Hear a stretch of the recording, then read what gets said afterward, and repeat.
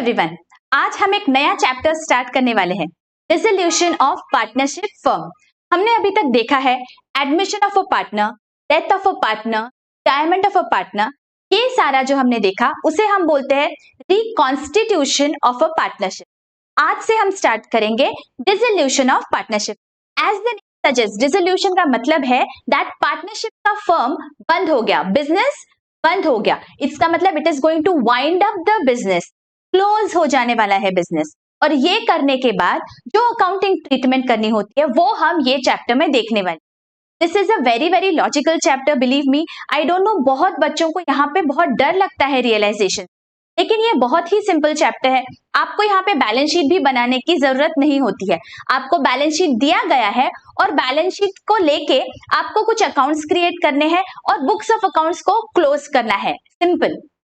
तो आज हम बहुत ही डिटेल में, बहुत ही अच्छी से समझेंगे कि एक्चुअली डिसोल्यूशन क्या होता है। सारी बेसिक कॉन्सेप्ट्स मैं आपको कराऊंगी, पूरा एंड तक वीडियो देखें। इसके बाद डिसोल्यूशन से लेके कोई भी डाउट नहीं बचेगा आपको, और ये चैप्टर आपको बहुत ही इजी जाने वाला है। तो लेट्स गेट स्टार्टेड। देखिए, dissolution of a partnership, as the name suggest, मैंने क्या बताया आपको, इसका क्या मतलब हुआ कि हमें अभी बिजनेस बंद करना है। We have to wind up the business. Partnership firm जब क्लोज हो जाती है उसे हम बोलते हैं डिसोल्यूशन। मैं आपको एक रियल लाइफ एग्जांपल देती हूँ and then we will see how it applies in accountancy. For example, there are two brothers, ठीक है, Amar and Prem. Alright, there are two brothers, इनका कोई एंसेस्ट्रल प्रॉपर्टी है, ठीक है, किसी विलेज में, किसी गांव में इनका एक बहुत शानदार मकान है, एक एंसेस्ट्रल प्रॉपर्टी है। ऑलराइट, और ये प्रॉपर्टी को अमर और प्रेम, अब दोनों भी सोच रहे बाबा विलेज में तो हमें रहना नहीं है, what we will do is we will sell off this property. There are this is a very big property, यहाँ पे बहुत सारी कार्स है, बहुत सारे उनके यहाँ पे और भी बहुत सारी चीजें हैं जो उनके एंसेस्टर्स ने उनके लिए छोड़ी है, ठीक है, एंसेस्ट्रल प्रॉपर्टी है। वो क्या सोच रहे हैं कि बाबा अभी ये प्रॉपर्टी हमें नहीं चाहिए, we can't go and stay in the village, तो हम उसे बेच देंगे और जो भी पैसा आएगा हम उसे रखेंगे। तो ऐसे सिनेरियो में मुझे बताइए, जब ये मकान हम बेचते हैं, अमर और प्रेम जब ये मकान बेचेंगे तो मकान के अंदर there will be some furniture, right, कुछ फिक्सचर्स होंगे, करेक्ट, कुछ उनके पास आर्टिफैक्ट्स हो सकते हैं, पुराना घर है, बहुत शो पीसेस रहते हैं, बड़े बड़े पुराने जो होते हैं उसे हम बोलते हैं, कुछ आर्टिफैक्ट्स होंगे और भी बहुत सारे कैपिटल गुड्स होंगे ना, जैसे एसी है, रेफ्रिजरेटर है, बहुत सारे ऐसी चीजें होंगी उनके पास यहाँ पे, इजंट इट, करेक्ट। ये सारी चीजें वो बेचेंगे, उसके बाद उन्हें पैसा मिलेगा, करेक्ट। वो जब घर बेच रहे हैं तो घर के अंदर जो भी चीज है वो सारी बेच देंगे, इजंट इट। या फिर अगर उसे लगा, अमर या प्रेम को किसी को लगा कि नहीं, I really like this artefact, मुझे ये वाला जो सोफा है ये बहुत अच्छा लगा, या मुझे ये वाली पेंटिंग बहुत अच्छी लगी, तो वो उसके घर लेके जा सकता है। लेकिन what they are going to do is they will maintain separate account। वो क्या करेंगे, ये सारा मकान, ये सारा एंसेस्ट्रल प्रॉपर्टी अगर हमने बेचा, उसके बाद जो भी पैसा मिलेगा वो एक अकाउंट में डालेंगे, isn't it। अभी ये पर्टिकुलर घर के लिए अगर कोई लोन लेके रखा है, ठीक है, बैंक से लिया हुआ है, या फिर कोई पर्टिकुलर, ये देखिए ये जो एसेट्स है वो कभी कभी हो सकता है ना हमने उधारी पे खरीदे हो, तो उसके वजह से कोई क्रेडिटर्स होंगे, लेनदार बोलते हैं हम जिसे, है ना, ये सारे लोग भी हो सकते हैं। अभी मुझे बताइए, अगर अमर और प्रेम को ये सब बेच के कुछ पैसा मिलता है तो वो क्या करेंगे, ये लोन को और ये क्रेडिटर्स को भूल जाएंगे, उन्हें बोलेंगे हम पैसा नहीं देते। सारे तो विजय माल्या नहीं हो सकते ना, यहाँ पे क्या करना पड़ेगा, उन्हें जो भी पैसा मिलता है उन्हें पहले उसमें से लोन चुकाना पड़ेगा, उन्हें ये क्रेडिटर्स को पेमेंट करना पड़ेगा, इजंट इट।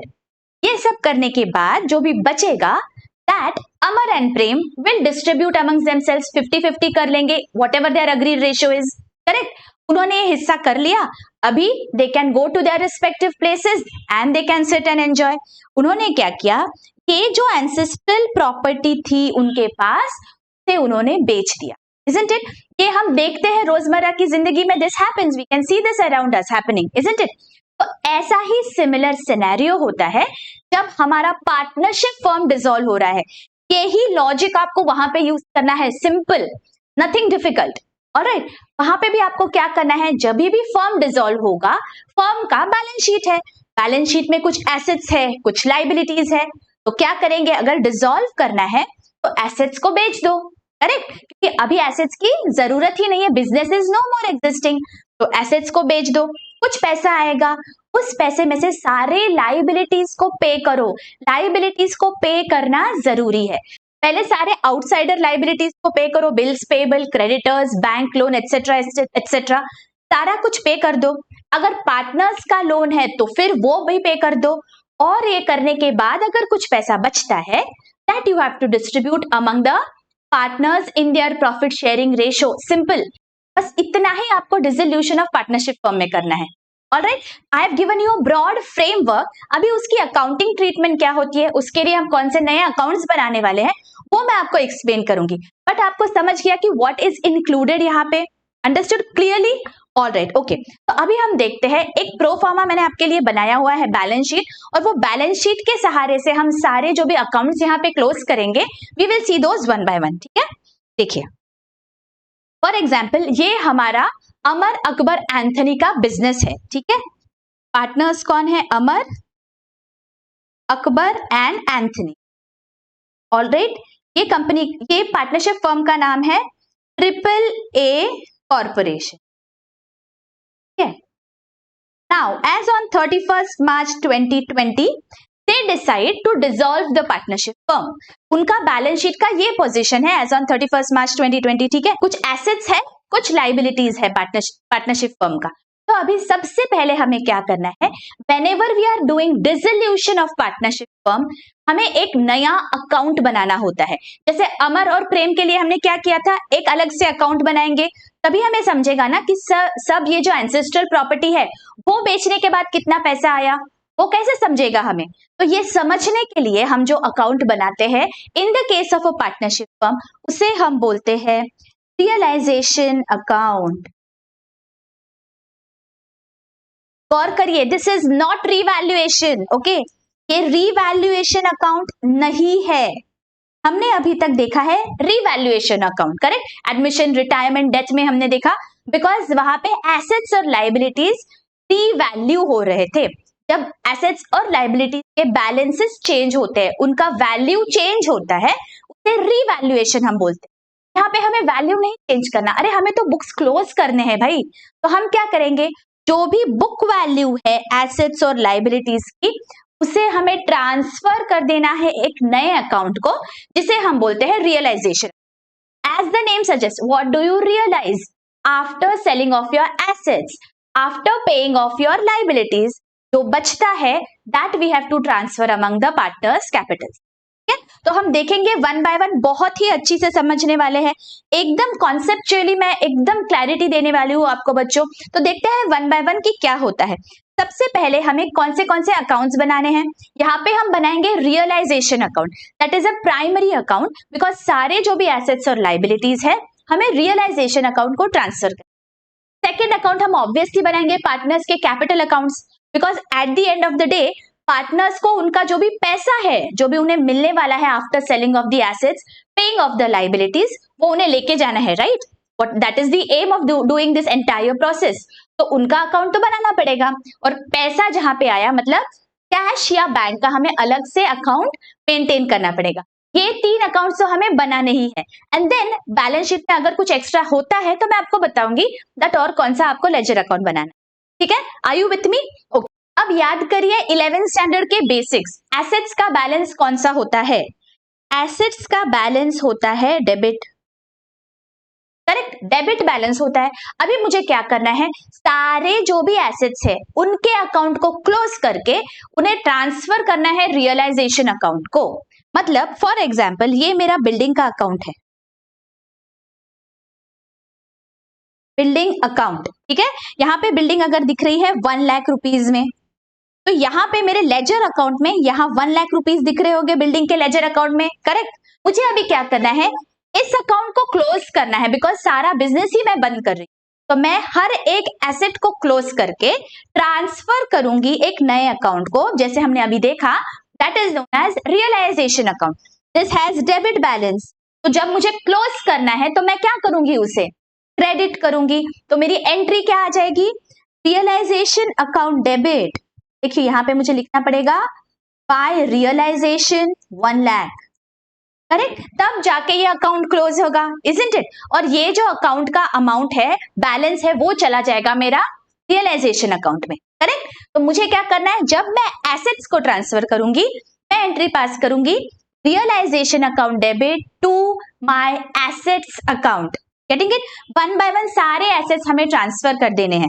तो my first journal entry in this case will be for transfer of assets, realisation account debit, account debit, सारे इंडिविजुअल एसेट्स आपको यहां पे लिखने, ठीक है। जैसे अभी ऊपर वाले केस में क्या होगा, building, plant and machinery, debtors, सबका आपको यहां पे अमाउंट लिखना, ऑलराइट, ठीक है। देखो हम यहां पे देखते हैं, ये जो हमने रियलाइजेशन अकाउंट यहां पे बनाया है, अभी रियलाइजेशन अकाउंट को हम ट्रांसफर करेंगे सारे एसेट्स, तो क्या आएगा, realisation account debit to building, realisation account debit to machinery, to debtors, to stock and to goodwill, ठीक है। यहाँ पे बहुत इंपॉर्टेंट चीज आपके लिए ये है बच्चों, goodwill is treated like any other asset. आपको गुडविल की ट्रीटमेंट अलग से करनी ही नहीं है, आपको तो बस बुक्स क्लोज करने हैं, तो कुछ भी नया आपको नहीं करना, जो है उससे पहले आप ट्रांसफर कर दो रियलाइजेशन अकाउंट को। तो मैं ये सारे एसेट्स ट्रांसफर करूंगी रियलाइजेशन को, तो वन बाय वन कर देते हैं। Realisation account debit to building, machinery, debtors, stock, goodwill, building, machinery, to debtors, to stock, to goodwill। Goodwill को आपको सारे एसेट्स के साथ इंक्लूड करना है। अभी क्या हुआ, ये एंट्री के वजह से मेरे सारे एसेट्स जो ये थे 5 एसेट्स, सबके अकाउंट क्लोज हो गए। यहाँ पे और एक बात हमें क्या गौर करनी है, डेटर्स को मैंने ये वाले वैल्यू पे लिया है, ग्रॉस पे, आरडीडी का हम अलग से इफेक्ट देंगे। ग्रॉस पे मैंने सारे डेटर्स को यहाँ पे रियलाइजेशन अकाउंट में ट्रांसफर, गेटिंग इट। अभी मैं क्या करूंगी, जैसे मैंने एसेट्स ट्रांसफर किए, सिमिलर ट्रीटमेंट मैं लाइबिलिटीज को भी दूंगी। सारे जो भी मेरे लाइबिलिटी है, आउटसाइडर के liabilities, I am going to transfer those to my realisation account. अभी मुझे बताइए, वापस याद करिए, लाइबिलिटीज का बैलेंस क्या होता है, बेसिक्स है ये सारे हमारे। अगर बेसिक्स में किसी को कोई डाउट है, मैंने जर्नल एंट्रीज का जो लेक्चर लिया हुआ है क्लास 11 के लिए, प्लीज गो एंड चेक, सारे बेसिक्स आपके क्लियर हो जाएंगे। मैंने मॉडर्न अप्रोच से बहुत सिंपल तरीके से वहां पे समझाया हुआ है। तो लाइबिलिटीज हमारी हमेशा होती है क्रेडिट, करेक्ट। अभी अगर मुझे लाइबिलिटी का अकाउंट क्लोज करना है, फॉर एग्जाम्पल यहाँ पे मेरा क्रेडिटर्स है, ठीक है, कोई भी मेरा XYZ क्रेडिटर होगा, उसका बैलेंस क्या अपियर हो रहा है, अगर 50,000 है तो क्रेडिट साइड पे दिखेगा 50,000, करेक्ट। अभी मुझे उसका अकाउंट क्लोज कर लेना है और जो भी बचेगा, I have to transfer it to realisation account. कितना है, creditors 50,000, I will transfer this amount to realisation, so creditors account debit to realisation 50,000, getting it. तभी जाके ये अकाउंट क्लोज होगा। तो मुझे क्या करना पड़ेगा, जब भी मैं लाइबिलिटीज को ट्रांसफर करती हूँ रियलाइजेशन अकाउंट में, तो मेरी एंट्री क्या आएगी, liabilities account debit to realisation. देखिए हमारी जर्नल एंट्री यहाँ पे क्या है, for transfer of liabilities, liabilities account debit to realisation account. क्या हो गया, सारे लाइबिलिटीज जो थे आउटसाइडर लाइबिलिटीज मैंने रियलाइजेशन अकाउंट में ट्रांसफर कर दिए। कौन से हमारे बैलेंस शीट में, लेट अस सी। देखिए बैलेंस शीट में आउटसाइडर लाइबिलिटीज क्या है, बैंक लोन एंड क्रेडिटर्स। अमर्स लोन मतलब पार्टनर्स लोन हो गया, partner is not an outsider, तो इसका लोन का हमें क्या करना है वो हम देखेंगे। पहले तो बैंक लोन और क्रेडिटर्स को हम रियलाइजेशन अकाउंट में ट्रांसफर करेंगे। तो यहाँ पे हमें ट्रांसफर करना है bye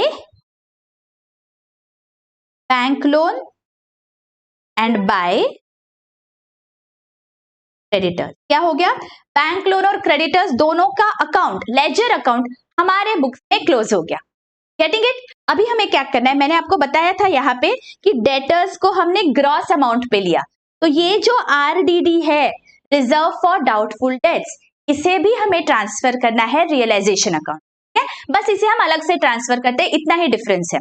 reserve for doubtful debts, reserve for discount on debtors, reserve for depreciation, जो भी आपने रिजर्व्स क्रिएट किए हैं ऐसे वाले, तो वो हमें ट्रांसफर करने हैं सारे रियलाइजेशन अकाउंट को। वापस रिजर्व का बैलेंस होता है credit. If I am transferring to realisation, मुझे इन्हें करना पड़ेगा डेबिट, तो मेरी एंट्री क्या आएगी? RDD account debit to realisation. तो यहाँ पे देखिए मेरा ट्रांसफर ऑफ प्रोविजंस की एंट्री हो जाएगी आरडीडी अकाउंट डेबिट, या सारे जो भी प्रोविजंस है, टू रियलाइजेशन अकाउंट। ठीक है, डेटर को हमने ग्रॉस पे दिखा दिया और आरडीडी को हमने अलग से ट्रांसफर कर दिया। यहां पे मैं कर दूंगी बाय आरडीडी। ये करने से क्या हो गया, मेरा आरडीडी का अकाउंट भी क्लोज हो गया, राइट। अब कोई भी एक्यूमुलेटेड प्रॉफिट्स या एक्यूमुलेटेड लॉसेस मेरे बैलेंस शीट है क्या? Let's see. देखिए एसेट साइड पे प्रॉफिट एंड लॉस अकाउंट दिख रहा है। Whenever I see profit and loss account on the asset side, इसका मतलब ये क्या है, मेरा एक्यूमुलेटेड लॉस है। इसे हम ऐसे भी बोलते हैं profit and loss account debit balance, ऐसे ब्रैकेट्स में लिखते हैं, राइट। मतलब ये क्या हो गया, डेबिट बैलेंस है, मतलब लॉस है। लॉस मुझे क्या करना पड़ेगा? पार्टनर्स में डिस्ट्रीब्यूट करना है, बिकॉज ये मेरा एक्यूमुलेटेड लॉस है जिसका मैंने अभी तक कुछ भी इफेक्ट नहीं दिया। तो I am going to distribute it to my partners capital account here. अगर लॉस है तो उसका बैलेंस डेबिट है, अगर मुझे उसे ट्रांसफर करना है पार्टनर्स के कैपिटल को, तो मुझे क्या करना पड़ेगा? पी एंड एल अकाउंट को करना पड़ेगा क्रेडिट। तो मैं यहाँ पे क्रेडिट करूंगी प्रॉफिट एंड लॉस को, और डेबिट किसे करूंगी? डेबिट सारे पार्टनर्स को, बिकॉज उन्हें लॉस डिस्ट्रीब्यूट हो रहा है। तो partners capital account debit to profit and loss account. This will I will do for all the accumulated losses. जो भी एक्यूमुलेटेड लॉस है उसको डेबिट करके सारे पार्टनर्स के अकाउंट को मुझे क्रेडिट करना है। This I will do for all the accumulated losses. सारे जो पार्टनर्स है उनके कैपिटल अकाउंट को डेबिट करूंगी और एक्यूमुलेटेड लॉस को मैं क्रेडिट करूंगी। तो यहां पे हम चलते हैं और हमारी जर्नल एंट्री लिख देंगे, for transfer of accumulated loss partners capital account debit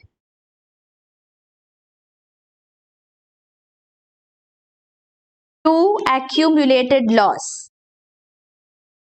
देखिए आपको स्टेप बाय स्टेप सब क्लोज कर देना है। If you follow all the steps, this is very very simple. अभी यहाँ पे देखिए, यहाँ पे new ratio, gain ratio, sacrifice ratio, old ratio, आपको किसी भी चीज की कोई चिंता नहीं है। पार्टनर्स कैपिटल अकाउंट को आपको जो भी इनका प्रॉफिट शेयरिंग रेशो है उसमें ट्रांसफर कर देना है। Very very easy. जो भी आपको प्रॉब्लम में दिया गया रहेगा that is going to be your profit sharing ratio. If nothing is mention, we know it is equal, correct. Okay, इसी तरह से अगर कोई एक्यूमुलेटेड प्रॉफिट होगा उसे भी हमें डिस्ट्रीब्यूट करना पड़ेगा। देखिए यहाँ पे एक्यूमुलेटेड प्रॉफिट है क्या?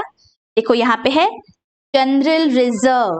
This is what? It is my accumulated profit. I have to distribute that among the partners in their profit sharing ratio. General reserve has a credit balance, तो अगर मैं उसे डिस्ट्रीब्यूट करूंगी तो मैं उसे क्या करूंगी? डेबिट करूंगी। तो मेरी एंट्री क्या आएगी? General reserve account debit to partners capital account. तो जब भी मैं एक्यूमुलेटेड प्रॉफिट्स को डिस्ट्रीब्यूट कर रही हूं, मेरी एंट्री यहाँ पे क्या आ जाएगी? accumulated profits account debit,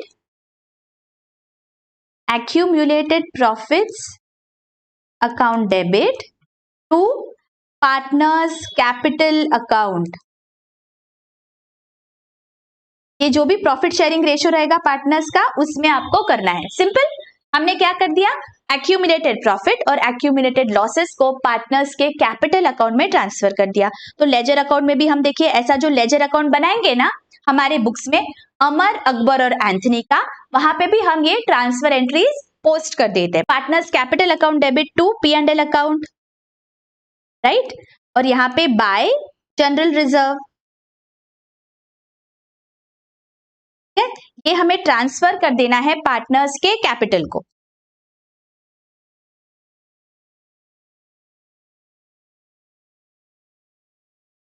देखिए जैसे जैसे हम जर्नल एंट्रीज पास करेंगे I am showing you all the postings, so it becomes very easy for you to understand. समझ में आ रहा है एकदम अच्छी से? ओके अभी और क्या बचा हमारी बैलेंस शीट में, देखो अभी बैलेंस शीट में हमारे ये जो तीनों पार्टनर्स हैं उनके कैपिटल अकाउंट्स दिख रहे हैं। तो हमने जो कैपिटल अकाउंट यहाँ पे ओपन किया उसमें हम ये बैलेंसेस लिखेंगे। तो यहाँ पे हमें लिखना है बाय बैलेंस ब्रॉट डाउन, जो भी बैलेंस है हमें यहाँ पे लिखना होगा। और क्या बचा, ये टिक कर देती हूं मैं। देखिए अभी क्या बचा मेरा, अमर्स लोन अकाउंट। अमर्स लोन मतलब ये पार्टनर्स लोन अकाउंट है, तो मुझे इसका अलग से अकाउंट बनाना होता है। ठीक है, आई एम रिपीटिंग, जो भी पार्टनर का लोन अकाउंट होता है मैं अलग से लेजर अकाउंट बनाती हूँ उसके लिए। I am not going to transfer that to the realisation account. Realisation में सिर्फ आउटसाइडर्स की लाइबिलिटी होती है, partner is not an outsider, तो पार्टनर का अकाउंट मैं अलग से बनाऊंगी। अमर्स लोन अकाउंट देखिए यहाँ पे मैंने अलग से बनाया हुआ है, this is how it will look. और अमर्स लोन अकाउंट को आप यहाँ पे लिख दोगे बाय बैलेंस ब्रॉट डाउन। यहाँ पे आपको अमाउंट लिखनी होगी, क्रेडिट है because it is a liability. और लास्ट क्या बचा, देखो अभी तो सब हो गया लाइबिलिटी साइड का। एसेट साइड पे ये जो कैश इन हैंड है वो आपको कैश अकाउंट में बैलेंस लिखना है। मेरा कैश अकाउंट यहाँ पे मैंने बनाया हुआ है, यहाँ पे I am going to write down to balance brought down. Okay with me, अभी यहां तक समझा? देखो हमने क्या किया, सब अभी हमारा बैलेंस शीट सब कुछ टिक कर दिया है हमने, एवरीथिंग वी हैव ट्रांसफर्ड। तो सबसे पहले हमें क्या करना है, डिसोल्यूशन के प्रॉब्लम में हमें क्या करना है, सारा जो भी बैलेंस शीट में आइटम्स अपीयर हो रहे हैं वन बाय वन उनके हमें इफेक्ट देने हैं। सबसे पहले एसेट्स को हमने ट्रांसफर कर दिया रियलाइजेशन अकाउंट में, देन लाइबिलिटीज जो थे आउटसाइडर के लाइबिलिटीज वो हमने ट्रांसफर कर दिए रियलाइजेशन अकाउंट में। उसके बाद जो भी हमारा आरडीडी या रिजर्व फॉर डिस्काउंट है वो भी हमें ट्रांसफर करना है रियलाइजेशन में। एंड लास्टली हमारे पास एक्यूमुलेटेड प्रॉफिट्स या लॉसेस है वो हमें पार्टनर्स के कैपिटल अकाउंट में पार्टनर्स के प्रॉफिट शेयरिंग रेशियो में डिस्ट्रीब्यूट करना है। ठीक है, और अगर पार्टनर का लोन अकाउंट है that we will not transfer to realisation, वो हमें अलग से अकाउंट बनाना है। और कैश का अकाउंट तो बनाना पड़ेगा पार्टनर्स के कैपिटल अकाउंट के साथ। यहां तक एकदम क्लियर हो गया? अभी क्या हुआ, सारे बैलेंसेस दिख रहे हैं हमारे रियलाइजेशन अकाउंट में। ठीक है, अभी मुझे बताइए अगर मैंने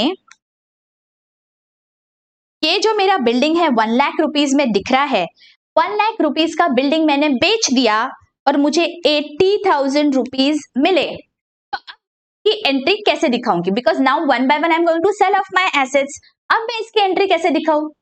देखिए नॉर्मल सिनेरियो में मैं एंट्री क्या पास करती थी, यहाँ पे अगर मैंने बिल्डिंग बेची तो नॉर्मल केस में एंट्री मेरी आती थी cash account debit to building 80,000, correct? ये मेरे नॉर्मल केस में एंट्री आती थी। लेकिन अभी ये बिल्डिंग लेजर तो बचा ही नहीं ना, मैंने इसे क्लोज कर दिया। देखो यहाँ पे क्लोज कर दिया रियलाइजेशन अकाउंट में ट्रांसफर करके, तो बिल्डिंग अकाउंट ही नहीं बचा। तो यहाँ पे मैं टू बिल्डिंग कैसे करूं? तो यहाँ मुझे क्या करना है, whenever I am selling off my assets, I am going to credit realization account. Here I am going to write down to realization account, क्योंकि मेरे सारे assets रियलाइजेशन अकाउंट में दिख रहे हैं। Getting it? तो यहाँ पे जब जो भी मैं एसेट्स बेचूंगी, जितना भी मुझे पैसा मिलेगा, मेरी एंट्री आएगी cash account debit to realisation. Debtors ने मुझे कुछ पैसा दिया, cash account debit to realisation. मैंने स्टॉक बेचा, cash account debit to realisation. जब भी मैंने कुछ पैसा मिला मुझे एसेट्स बेच के, मैं करूंगी cash account debit to realisation. ठीक है, तो यहाँ पे मेरी एंट्री क्या आती है, देखिए my first entry when assets are sold for cash will be cash account debit to realization। यहाँ पे हमें याद रखना है हमने एसेट्स का अकाउंट क्लोज ही कर दिया है, तो अभी कुछ बैलेंस बचा ही नहीं, इसीलिए रियलाइजेशन को क्रेडिट करेंगे। ओके, अभी मुझे लगता है किसी किसी के मन में ये सवाल पैदा हुआ है दैट 1 लाख रुपीस की बिल्डिंग दिख रही है हमारी, लेकिन हमने इसे बेचा है 80,000 पे, तो अभी ये जो 20,000 का लॉस है उसे हमने रिकॉर्ड क्यों नहीं किया?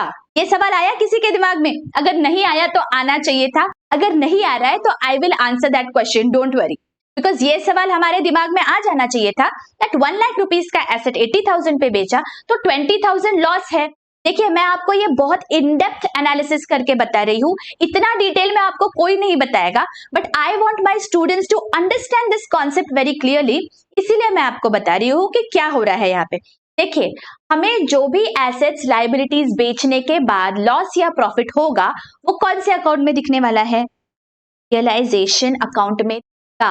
अगर मैंने यहाँ पे किया 1 लाख यहाँ पे बिल्डिंग है, ठीक है, और मैंने यहाँ पे बाय कैश दिखा दिया 80,000, तो जो 20,000 का डिफरेंस दिख रहा है वो यहाँ पे डेबिट साइड में दिख रहा है, राइट। ये 20,000 का डेबिट साइड में डिफरेंस आ रहा है, इजंट इट। ये अपने आप रियलाइजेशन में चला जाएगा और ये अपने आप रियलाइजेशन का लॉस हो जाएगा, करेक्ट। अगर मैं आपको डिटेल में इसकी जर्नल एंट्री बताऊंगी तो आपको और भी क्लियर हो जाएगा। देखिए बिल्डिंग की वैल्यू है 1 लाख, नॉर्मल सिनेरियो में मैं क्या करती थी, cash account debit 80,000 to building 1 lakh, और जो भी डिफरेंस है that is my loss on sale of building, ठीक है। तो यहां पे मैं लिख दूंगी loss on sale of building account debit. ये मेरी नॉर्मल सिनेरियो में एंट्री होती थी, यहां तक तो सबको क्लियर है। अभी क्या हो गया, मेरे बुक्स ऑफ अकाउंट्स मुझे क्लोज करने, I don't want multiple accounts, तो मैं सिंप्लीफाई करने के लिए मैंने रियलाइजेशन अकाउंट बनाया जहां पे सारे प्रॉफिट्स या losses on sale of assets या फिर पेइंग ऑफ लाइबिलिटीज होंगे, वो सारे मुझे इकट्ठा एक जगह पे मिलने चाहिए, इसीलिए मैंने रियलाइजेशन अकाउंट बनाया। It is nothing but my profit and loss account. Profit and loss account के जैसा ही है ये, नॉमिनल अकाउंट है ये, और सारे जो भी मेरे एक्सपेंसेस है, सारे जो भी मेरे लॉसेस है वो मेरे रियलाइजेशन अकाउंट में डेबिट होंगे, जो भी मेरे प्रॉफिट्स है वो रियलाइजेशन में क्रेडिट हो जाएंगे। ये अपने आप होने वाला है, वो कैसे, वो जादू कैसे होगा वो मैं आपको यहाँ पे एक्सप्लेन कर रही हूँ। कैसे होगा देखिए, अभी ये जो बिल्डिंग है it is appearing in my realisation account, ठीक है। तो मैं यहाँ पे cash account debit 80,000 to realisation account, अगर ये एक्सप्लेनेशन पर्पस के लिए है, ठीक है, आपको ये वाली एंट्री नहीं करनी है एग्जाम में, it is only for your understanding, जो मैं आपको इतने डिटेल में बता रही हूँ। टू रियलाइजेशन अकाउंट अगर मैं करती हूं 1 लाख रुपीज, ठीक है, अगर मैंने 1 लाख रुपीज क्रेडिट कर दिया तो 20,000 रुपए का जो मेरा लॉस है ये मैं कौन से अकाउंट को दिखाऊंगी, बिकॉज मैंने तो अभी सारे अकाउंट्स क्लोज करने का सोचा है, तो जो भी प्रॉफिट या लॉस मेरा ऑन सेल ऑफ एसेट या ऑन पेइंग ऑफ लाइबिलिटीज होगा मैं एक ही अकाउंट को ट्रांसफर करूंगी। वो कौन सा अकाउंट, वो रियलाइजेशन, तो मैं कर दूंगी रियलाइजेशन अकाउंट डेबिट 20,000, करेक्ट। तो अभी मुझे बताइए रियलाइजेशन को डेबिट 20 से और क्रेडिट 1 लाख से, इसका क्या मतलब हुआ, इसका मतलब होता है रियलाइजेशन को आप क्रेडिट सिर्फ 80,000 से कर दो, है ना, 80,000 से क्रेडिट कर दो, this is taken care of, ठीक है, ये अपने आप हो जाएगा। तो आपको हमेशा याद रखना है whenever we are doing realisation, आपको ये नहीं देखना है कि उसका बुक वैल्यू कितना है। अगर एसेट बेच के जो भी पैसा मिलेगा बस आपको cash account debit to realisation करना है, you don't have to look at the book value, because अपने आप रियलाइजेशन अकाउंट में वो प्रॉफिट या लॉस का इफेक्ट आ जाएगा, जैसे ये जर्नल एंट्री में मैंने आपको बताया। Getting it? So whenever I am selling off my asset, I need not bother about anything else. जितने पे एसेट बेचा cash account debit to realisation, simple entry, alright. So let us pass this entry in our ledger. यहाँ पे देखो cash account debit to realisation account, ठीक है, for sale of assets, और यहाँ पे मैं लिख दूंगी बाय कैश, ये यहाँ से यहाँ पे लिखा है, गेटिंग इट। तो सारे एसेट्स बेचने के बाद जो भी पैसा आएगा cash account debit to realisation ही करना है। अगर यहाँ पे कहानी में ट्विस्ट होगा और यहाँ पे हमारा जो एक पार्टनर है, फॉर एग्जाम्पल अभी अकबर ने अगर कहा दैट ये जो मेरी मशीनरी है ना, ये मशीनरी मैं लेके चला जाऊंगा, आई लाइक दिस मशीनरी, ये मुझे आगे चल के यूज हो जाएगी, तो Akbar is taking the machinery, इसके बदले में हमें कैश नहीं मिल रहा है, ओके। अभी क्या हो रहा है, जो एक पार्टनर है वो आ रहा है बिजनेस में, वो बोल रहा है ठीक है ये मशीनरी मैं लेके चला जाता हूँ, मशीनरी चली गई और अकबर वो लेके चला गया, तो हम क्या करेंगे, फुकट में उसको लेके जाने देंगे, तो बाकी के पार्टनर्स अमर और एंथनी क्या करेंगे? उसे बोलेंगे ठीक है लेके चला जा फ्री में, नहीं, वो उसे बोलेंगे ठीक है बाबा तू लेके जा, we will value the machinery, जो भी अग्रीड वैल्यू है उतना पैसा हम तेरे अकाउंट से काट लेंगे, तू पैसा नहीं ला रहा है ठीक है, तेरे अकाउंट से हम उतना पैसा काटेंगे जरूर, बिकॉज हम अगर बाहर बेचते थे तो हमें कुछ ना कुछ कैश मिलता था वो मशीनरी के बदले में। अगर किसी पार्टनर से हमें पैसा वसूल करना है तो उसके पार्टनर के कैपिटल अकाउंट को हम क्या करते हैं? हम करते हैं डेबिट। तो यहाँ पे अगर पार्टनर कोई एसेट लेके चला जाएगा तो हम उसके अकाउंट को डेबिट करेंगे। तो यहाँ पे मेरी जर्नल एंट्री क्या आएगी? When asset is taken over by partner, मेरी जर्नल एंट्री आएगी partners capital account debit, because ये फ्री में नहीं लेके जाएगा, उसके बदले में कुछ ना कुछ हम उससे वसूल करेंगे, इसीलिए उसके कैपिटल अकाउंट को हम डेबिट कर देते हैं। To realisation, getting it? Understood clearly? तो हमें यहाँ का इफेक्ट दिखाना पड़ेगा हमारे रियलाइजेशन अकाउंट में। ये जो हमारा रियलाइजेशन अकाउंट है यहाँ पे हम लिख देंगे बाय अकबर्स अकाउंट, और अकबर के कैपिटल अकाउंट में हमें जाके यहां पे लिखना होगा to realisation account. Correct? Are you with me? अभी और एक ट्विस्ट दे देते हैं। यहाँ पे अकबर मशीनरी लेके चला गया और उनकी एग्रीड वैल्यू थी 50,000, वो उसने थमा दी अमर और एंथनी के हाथ में। अब मुझे बताइए ये केस में क्या जर्नल एंट्री होगी, और मुझे आप कमेंट सेक्शन में लिख के बता दीजिए that what will be the journal entry when, I'm repeating the question, what will be the journal entry when a partner, in this case Akbar, takes over machinery at 50,000 and he pays cash in return? उसके बदले में उसने पैसा दे दिया, तो हम क्या journal entry करेंगे? आप मुझे कमेंट सेक्शन में लिख के बताने वाले, ठीक है? ओके, आगे।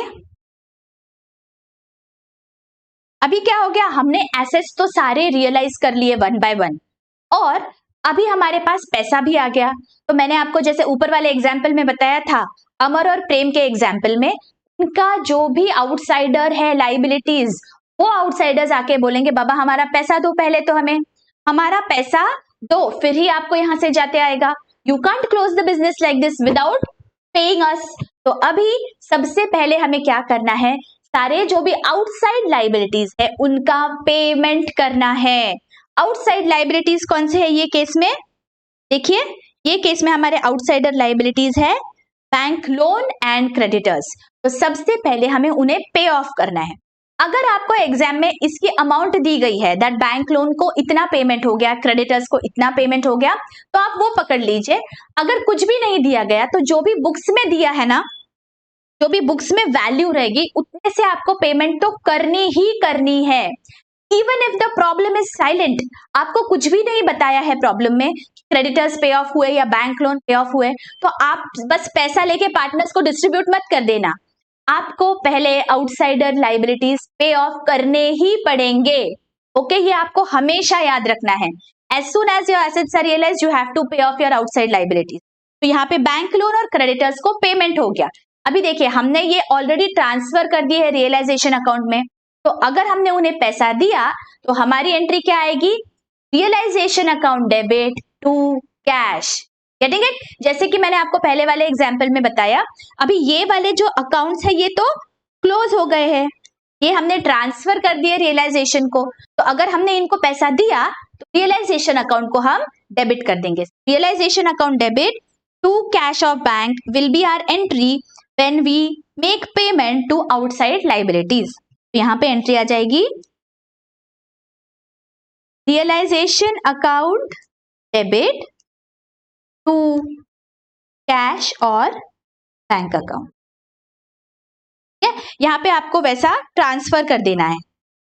यहां पे realisation account debit to cash और बैंक, आपने क्या किया, तो भी लाइबिलिटीज थे वो पे ऑफ कर दिए, तो कैश और बैंक में भी आपको इफेक्ट दिखाना पड़ेगा। कैश और बैंक में क्या इफेक्ट दिखेगा? By realisation account, by, because आपने आउटसाइड लाइबिलिटीज को पे ऑफ कर दिया। Getting it? अगर यहाँ पे कोई एक पर्टिकुलर पार्टनर आके बोलता है that I will pay of the bank loan. For example यहाँ पे बैंक लोन है 20,000 का, ये जो बैंक लोन है ये 20,000 का है। ये हमारा जो एंथनी है ना, वो बोलता है एक काम करता हूँ मैं ये जो भी बैंक लोन है वो पे ऑफ कर दूंगा। तो मुझे बताइए हम ऐसे सिनेरियो में क्या एंट्री पास करेंगे? बैंक लोन हमारा लाइबिलिटी है बिजनेस का, और अगर हमारा पार्टनर उसे पे कर रहा है तो पार्टनर का कैपिटल अकाउंट बढ़ गया, इजंट इट बिजनेस में, because he is doing it on our behalf. तो फ्यूचर में जाके हमें पार्टनर को उतना पैसा लौटाना पड़ेगा। पार्टनर कुछ फ्री में नहीं कर रहा है, वो बोल रहा है फिलहाल मैं पे कर देता हूं, आप मुझे फ्यूचर में दे दो। तो हमारी यहाँ पे एंट्री क्या आएगी?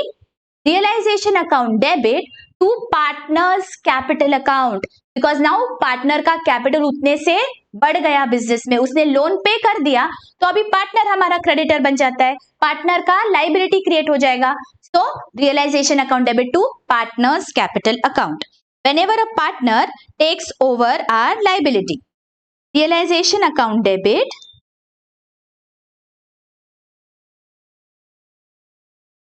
to partners capital account.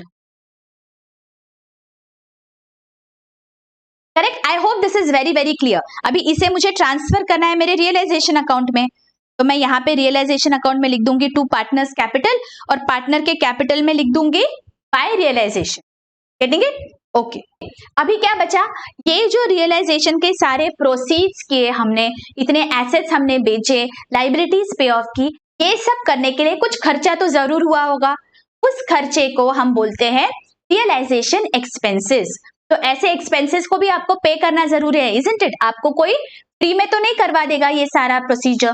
तो जो भी आपको एक्सपेंसेस इनकर होंगे उसे आप करेंगे realisation account debit to cash और बैंक, क्योंकि पैसा आपके बिजनेस में से चला गया, और जो भी आपको एक्सपेंस दिखाना है अभी ये पर्टिकुलर डिसोल्यूशन के लिए सारे आपको रियलाइजेशन में ही दिखाने हैं। तो आप यहाँ पे करोगे for payment of realisation expenses, realisation account debit to cash और बैंक। ठीक है, आप ये पेमेंट कर दोगे, राइट? अगर यहाँ पे ये पेमेंट पार्टनर ने कर दिया फर्म के बिहाफ से, पार्टनर बोलता है ठीक है मैं अभी पेमेंट कर देता हूँ, तो सेम होगा, पार्टनर अभी पेमेंट कर देगा तो पार्टनर का कैपिटल इंक्रीज हो गया बिजनेस में, फ्यूचर में जाके हमें पार्टनर को उतना पैसा लौटाना पड़ेगा। तो हमारी एंट्री क्या आएगी? If partner bears the realisation expenses, realisation account debit to partners capital account. देखिए यहाँ पे realisation expenses borne by the partner, तो हम लिखेंगे realisation account debit to partners capital account, partners capital. Getting it? एकदम clearly समझ में आ रहा है हमने यहाँ क्या किया? यहाँ तक समझ में आ गया एकदम डिटेल में? ओके। तो अभी अगर हमें ऐसे पता चलता है बिजनेस को that there is a contingent liability of ₹10,000, तो अभी हमें पे करना पड़ेगा। तो ऐसे सिनेरियो में हम क्या करेंगे? कॉन्टिंजेंट लाइबिलिटी हमें पता है it doesn't appear in the balance sheet. देखो बैलेंस शीट में तो दिख नहीं रहा है, यहाँ पे कहीं दिख रहा है क्या हमें कॉन्टिंजेंट लाइबिलिटी? नहीं, हम बस नोट्स में लिख देते हैं, राइट, कॉन्टिंजेंट लाइबिलिटी। अभी वो जो कॉन्टिंजेंट लाइबिलिटी है वो हमारा इनकर हो गया 10,000 रुपीज का। अब बताइए क्या करेंगे? हमने जैसे कि देखा, हमने एक नया अकाउंट खोला है रियलाइजेशन अकाउंट। रियलाइजेशन अकाउंट में सारे एक्सपेंसेस हमें डेबिट करने हैं, और कॉन्टिंजेंट लाइबिलिटी के लिए अगर पेमेंट किया है हमने तो हमारा कैश बैलेंस कम होगा या बैंक बैलेंस कम होगा, राइट? तो यहाँ पे हमारी एंट्री क्या आएगी? टू कैश और बैंक, क्योंकि पैसा बिजनेस से बाहर गया, और because this becomes our expense हम एंट्री करेंगे realisation account debit to cash और bank. If there is a contingent liability, हमें रियलाइजेशन अकाउंट को डेबिट करके कैश और बैंक को क्रेडिट करना है। तो यहाँ पे देखिए for payment of contingent liability हम लिखेंगे realisation account debit to cash और बैंक अकाउंट। अभी क्या बचा? देखो हमने सारे एसेट्स बेच दिए, हमने रियलाइजेशन एक्सपेंसेस इनकर कर दिया, हमने सारे आउटसाइडर लाइबिलिटीज भी कर दिए हैं पे ऑफ। अभी किसका लाइबिलिटी बचा है? एक बार बैलेंस शीट देखो, अभी कौन सा लाइबिलिटी बाकी है हमारा? देखिए यहाँ पे अमर का लोन अकाउंट है, अभी हमने कुछ भी पेमेंट नहीं किया है अमर के लोन अकाउंट में। अब जाके जब सारे आउटसाइडर लाइबिलिटीज और रियलाइजेशन एक्सपेंसेस पे ऑफ हो जाते हैं, उसके बाद अगर पैसा बचा तो हम पार्टनर्स के लोन अकाउंट में ट्रांसफर करेंगे वो पैसा, तो पार्टनर को वो रीपे हो जाएगा। तो हमारी एंट्री क्या आएगी, पार्टनर का लोन अकाउंट क्रेडिट बैलेंस दिखा रहा था, तो जब पेमेंट होगा तो एंट्री क्या आएगी, partners loan account debit to cash और बैंक। यहाँ पे देखिए हम एंट्री क्या करेंगे, for payment of partners loan account debit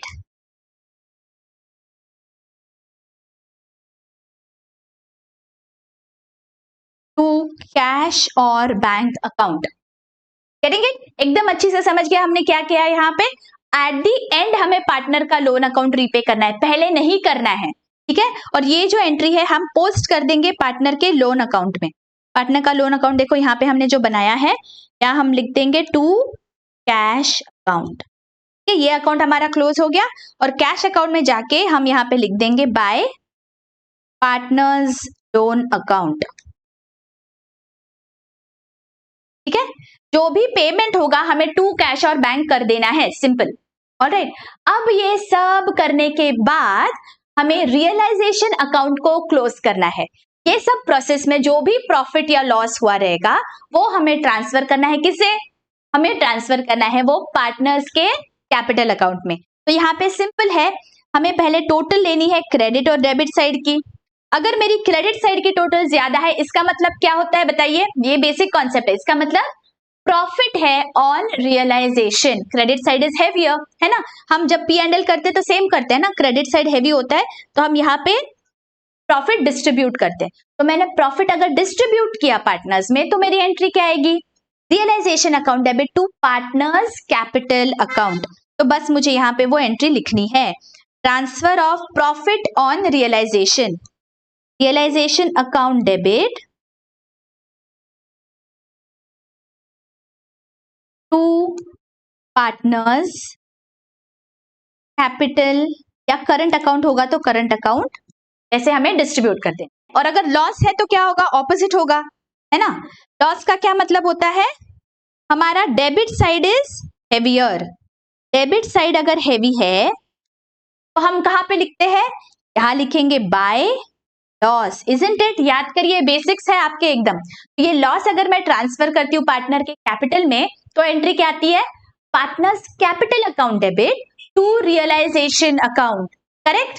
समझ में आ रहा है क्या होगा, अगर मेरे डेबिट साइड की टोटल ज्यादा है, यहाँ पे अगर मेरी डेबिट साइड की टोटल आ रही है 10 लाख और मेरे क्रेडिट साइड की टोटल आ रही है 8 लाख, कौन सी टोटल ज्यादा है, डेबिट साइड की। अभी मुझे अगर इसे 10 लाख बनाना है तो यहाँ पे मुझे 2 लाख लिखना पड़ेगा, right.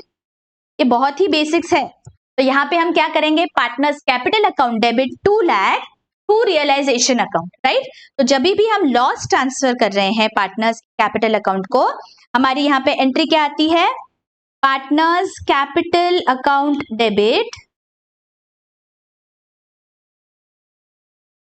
To realisation account, getting it. देखिए आपको आइदर प्रॉफिट आएगा या लॉस आएगा, मैंने दोनों भी सिनेरियोज आपको समझा दिए हैं, ठीक है। अगर प्रॉफिट आया तो कौन सी एंट्री होगी और लॉस आया तो कौन सी एंट्री होगी, आपको अच्छी से समझ गया। अब एट द एंड क्या करना है हमें, अभी हमारा क्या हो गया, यहाँ पे रियलाइजेशन अकाउंट जो हमने ओपन किया था ये हमने ट्रांसफर कर दिया पार्टनर्स के कैपिटल को, और ये अकाउंट भी हमारा क्लोज हो गया। अभी कौन से दो अकाउंट्स बाकी है हमारे, partners capital and cash account, ये दोनों मुझे क्लोज करना बाकी है। कैश मेरा ओपन है और पार्टनर का कैपिटल अकाउंट भी ओपन है। तो जो भी प्रॉफिट या लॉस आएगा वो ट्रांसफर करने के बाद एट दी एंड मैं टोटल्स लूंगी सारे कैपिटल अकाउंट की। तो यहाँ पे मुझे सब टोटल लेनी है, ठीक है। अगर क्रेडिट साइड की टोटल ज्यादा आती है किसी पार्टनर की, इसका मतलब उसे मुझे पैसा लौटाना है, तो मैं partners capital account debit to cash कर दूंगी, राइट। अगर क्रेडिट साइड की टोटल ज्यादा है तो, ठीक है। फॉर एग्जाम्पल यहाँ पे अमर में क्रेडिट साइड की टोटल आ रही है 10,000 और डेबिट साइड की टोटल 8,000 आ रही है, का मतलब 2000 से कम है ना डेबिट साइड की टोटल, तो मुझे यहाँ पे 2000 पे करना पड़ेगा ताकि ये 10,000 हो जाए। Getting it? मैं 2000 रुपीज पे कर रही हूँ पार्टनर को, तो जैसे ही मैं पे करती हूँ मेरी एंट्री क्या आती है, partners capital account debit to cash. तो मैं यहाँ पे जर्नल एंट्री लिखूंगी, if cash is paid to the partners, partners capital account debit to cash और बैंक अकाउंट। करेक्ट? ठीक है, अभी ये मुझे ट्रांसफर करना पड़ेगा कैश अकाउंट में, राइट? ये इफेक्ट मैंने पार्टनर के कैपिटल अकाउंट में दिखाया, यहां पे इफेक्ट होगा by partners capital account, cash में हो जाएगा, राइट? देखिए हर एंट्री का डबल इफेक्ट होता है, सो प्लीज एंश्योर दैट आप इसके डबल इफेक्ट देना नहीं भूले। ठीक है, partners capital account debit to cash कर दिया फॉर पेमेंट। अगर उल्टा सिनेरियो होता है, फॉर एग्जाम्पल अकबर के केस में यहाँ पे टोटल आ रही है 25,000 और यहाँ पे आ रही है 20,000, which total is higher? Debit side. Debit side की टोटल हाई है, इसका मतलब मुझे 5,000 रुपीज देने पड़ेंगे पार्टनर से ताकि ये हो जाए 25,000। अरे डेबिट साइड की टोटल ज्यादा है, मतलब पार्टनर बिकम्स माय डेटर, उससे मुझे उतना पैसा वसूल करना पड़ेगा। तो मेरी एंट्री क्या आएगी? कैश बिजनेस में आएगा। करेक्ट? तो cash account debit, here I will write by cash, cash account debit to partners capital account, और मैं कैश अकाउंट में जाके यहां पे लिख दूंगी to partners capital account. Getting it? अगर हमें पार्टनर से कैश लेना हुआ तो हमारी एंट्री यहां पे क्या आती है? देखिए कैश इज रिसीव्ड, तो cash account debit to partners capital account. Partner को उतना पैसा लाना ही पड़ेगा, ठीक है? He doesn't have an option, जितना भी उसका कम हो रहा है balance, he has to get in that much money into the business. Getting it? तो देखिए यहां पे क्या हो गया, सारा हमने पार्टनर के कैपिटल अकाउंट को क्लोज करके या तो उनसे कैश लिया या फिर उन्हें पेमेंट कर दिया, तो पार्टनर्स के कैपिटल अकाउंट भी क्लोज हो गए। अगर यहाँ पे हमने सारे एंट्रीज प्रॉपरली रिकॉर्ड किए हैं तो यहाँ पे एक जादू होगा। क्या? यहाँ पे मेरा कैश अकाउंट अपने आप क्लोज हो जाएगा, डेबिट और क्रेडिट साइड की टोटल सेम आएगी। This is the beauty of dissolution, that आपको देन एंड देयर समझ में आ जाएगा whether you have solve the problem correctly और नॉट। अगर आपका सोल्यूशन सही है तो आपका कैश अकाउंट टैली हो जाएगा। ठीक है, दिस इज अ गिवन। ठीक है, तो यहाँ पे आपको समझ जाएगा दैट आपको बराबर फुल मार्क्स मिलने वाले हैं डिसोल्यूशन में, बिकॉज आपका कैश अकाउंट टैली हो गया। Isn't it beautiful? ओके, तो यहाँ पे हमने क्या किया बच्चों, सारे रियलाइजेशन से रिलेटेड पूरा कॉन्सेप्चुअल क्लैरिटी मैंने आपको दे दिया। देखिए सारे जर्नल एंट्रीज हमने यहाँ पे वन बाय वन देख लिए हैं। आई होप आपको ये सब बहुत ही अच्छी से क्लियर हो गया। I am taking the extra efforts to give your conceptual clarity, इसलिए मैं आपको रियल लाइफ एग्जांपल्स देती हूँ। अगर बहुत अच्छे लग रहे हैं मेरे lectures, do hit the like button, प्यारा सा कमेंट आप जरूर कर दीजिए। ड्यूरिंग माय एक्सप्लेनेशन मैंने आपको एक सवाल पूछा था, उसका जवाब जरूर मुझे आप कमेंट सेक्शन में देना। मिलती हूँ आपको अभी नेक्स्ट लेक्चर में, जहां पे हम प्रैक्टिकल प्रॉब्लम सॉल्व करेंगे डिसोल्यूशन ऑफ पार्टनरशिप फर्म से रिलेटेड। मैंने चैप्टर वाइज प्लेलिस्ट बना के रखी है बच्चों, क्लास 11th और क्लास 12th के लिए। Please go through those playlist ताकि सारा आपका पोर्शन बराबर से कवर हो जाए। मैं आपका पोर्शन बिफोर टाइम कवर करने वाली हूँ and then we are going to take revision. ठीक है, please stay tuned. This year we are aiming at getting at least 90% marks in accountancy, और मेरी गारंटी है आपसे, अगर आपने मेरे सारे लेक्चर्स देख लिए हैं तो 90% मार्क्स आप इजीली स्कोर कर सकते हैं अकाउंटेंसी में। ठीक है, मिलती हूँ आपको अभी नेक्स्ट लेक्चर में। Till then take care, bye bye.